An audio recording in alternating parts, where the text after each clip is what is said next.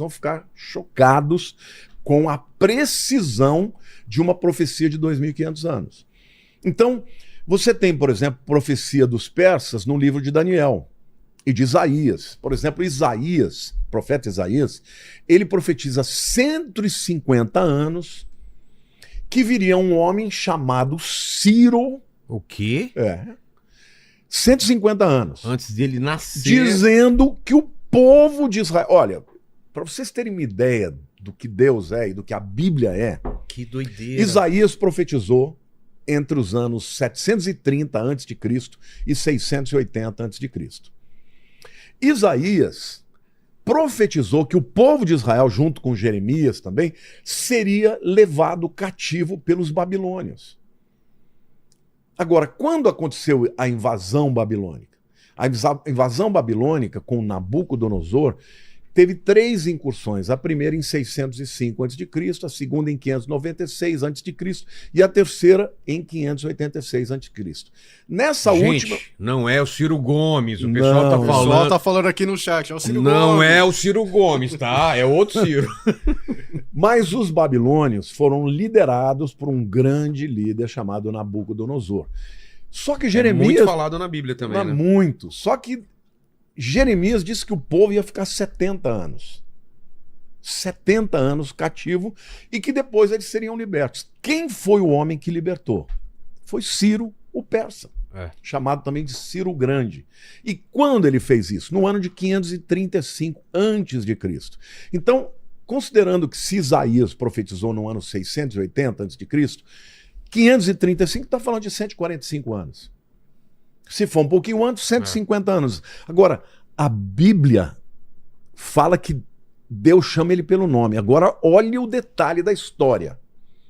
Como é que caiu o Império Babilônico? Havia um rei chamado Belsazar, neto de Nabucodonosor, que estava fazendo um banquete, um baile, um bailão de uma semana, enchendo a cara com todos os utensílios do templo que Nabucodonosor tinha roubado. Então, os cálices de ouro e tudo, estava enchendo a cara, se prostituindo, e de repente aparece na parede uma inscrição escrita em aramaico: Mene, Mene, Tekel, Uparsim. Eles não entenderam. Escrito em hebraico, aliás, que em aramaico eles entendiam. Aí mandaram chamar Daniel e Daniel falou: olha, foste pesado na balança, foste achado em falta, hoje o teu reino vai sair das tuas mãos. Nesta semana que os caras estavam banqueteando, o Ciro desviou o rio Eufrates, que passava debaixo da Babilônia. E ficou o fosso.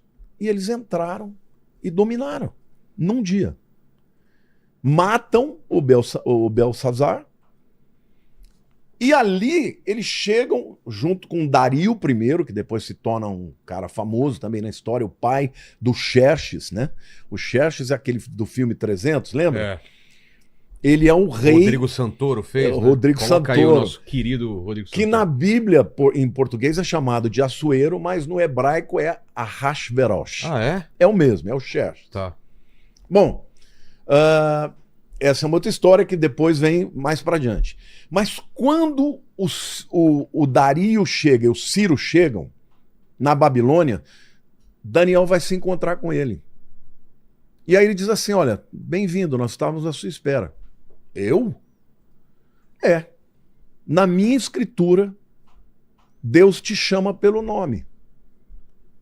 Deus chama Ciro de meu pastor, que vai libertar o meu povo. E sabe o que Ciro fez? Ficou tão impactado que ele liberta o povo de Israel, assina um decreto, dá dinheiro para que o povo volte. Porque ele ficou impactado que 150 anos antes havia uma profecia chamando ele pelo nome. Caramba. Então, o Ciro persa, o Ciro Grande, foi muito bom para Israel.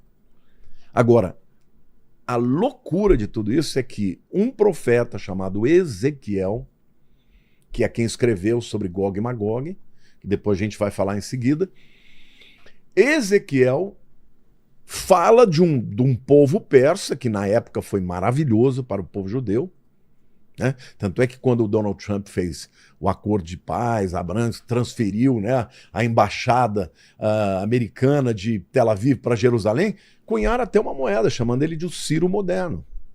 Porque ele estava ajudando o povo de Israel. Então, o povo iraniano, historicamente falando, no passado foi favorável a Israel. Mas Ezequiel profetiza que esse povo que era bom no tempo dele, muitos anos depois, iria invadir Israel e tentar destruir Israel. Então, a profecia que Ezequiel escreveu, que está lá em Ezequiel 38 e 39, é a profecia chamada de Gog e Magog. E antes de alguém dizer que eu estou aqui numa teoria de conspiração, eu quero ler 2 pronunciamentos de Ronald Reagan, ex-presidente americano. Olha o que ele fala.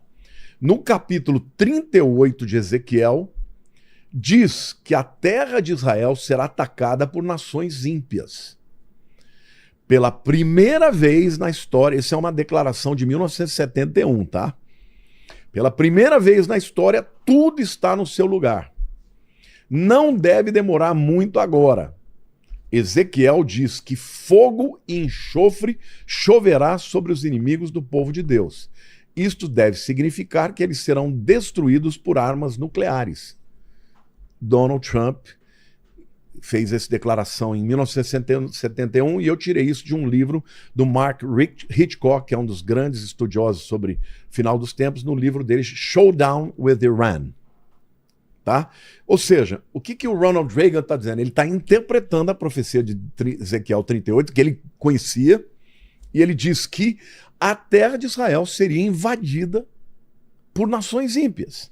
E aí ele diz, não deve demorar muito agora, porque pela primeira vez, essas nações que estão citadas lá estão contra Israel. Agora, veja, isso aqui foi em 1971.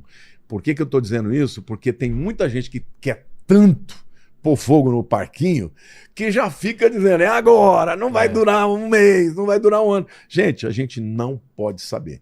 O mesmo Ronald Reagan,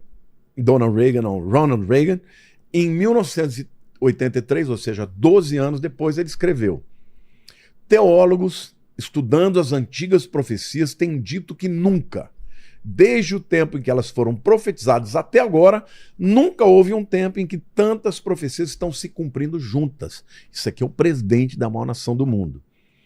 Houve tempo no passado que as pessoas pensavam que o fim do mundo estava chegando, mas nunca houve um tempo como esse.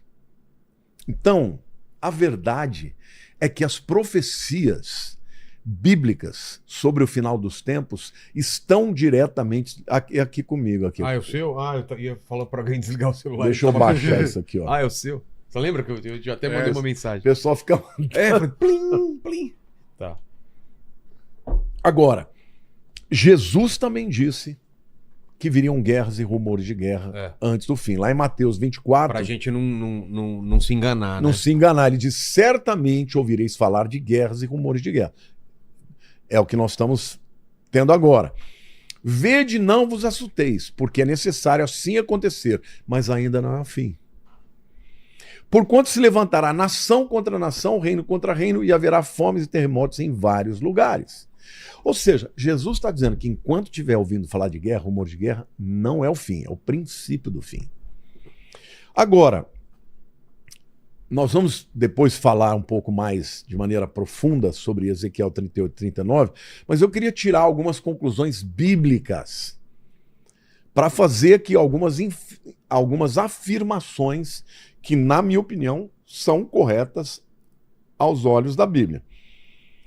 Primeiro, eu não acredito que os Estados Unidos vão derrubar o regime e implantar um governo democrático. Porque não querem ou porque não conseguem? Porque não vão conseguir. Porque não vão conseguir.